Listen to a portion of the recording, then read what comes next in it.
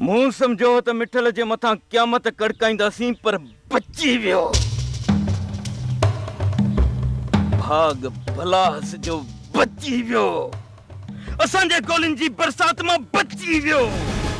बस आचर बस वधीक पाण खे कोस न। केतिरा ॾींहं असांजे गोलिन खां बचंदो। अॼु न त सुभाणे असांजे गोलीअ जो खाज बणबो। पर मिठल खे ज़िंदगीअ जा एतिरा ॾींहं ॾेई नथा सघूं। अदा जे कफन मेरे थियण खां पहिरियां इन मिठल खे कब्र जे हवाले करणो आहे। कब्र जे हवाले। पोइ चई आचर त राति सभिनी दोस्तनि खे गॾु करे कयूं हवेलीअ मथां हमलो। पोइ खटखटाए शाह। जे सभिनी दोस्तनि खे गॾु करे हवेलीअ जे मथां हमलो कयोसीं त नाहक बेॾोही मारिजी वेंदा। राति हलंदासीं ज़रूर। अदा न बनई वाधल खे साण करे हलंदासीं। हाणे रेस मिठल खे सुकून जी निंड करण कोन ॾींदासीं। कोन ॾींदासीं।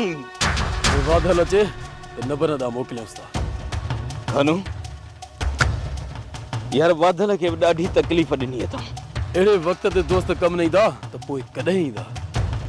अस्सलाम वालेकुम सलाम। वाधल ॾे हाल हाल। गोलियुनि जो छा थियो? आचर शाम ताईं हर मां पहुचाए वेंदो। ॿुध हमरा पको आहे या आसरो ॾेई लिकी वेंदो? हर मां पको आहे पहुची वेंदो। यार इहा पार त हुजई।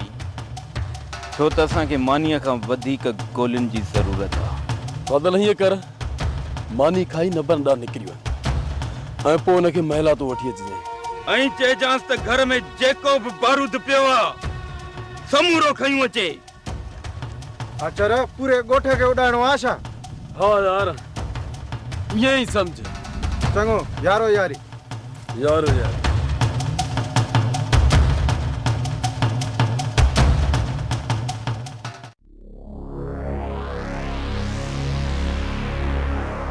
अरे परियल खैरा जे सिर ॾे खैर हुजे। इहो रही सॼे ओताक ते हुल हंगामू छाजो हो? अरे सॼे ॻोठ वारा जी गॾु थिया हुया। चाचे वारनि जे घर खे ॿाहिरि ई गाहे कयूं था पट। हाय हाय मुड़ुस बि आहियो छींहं।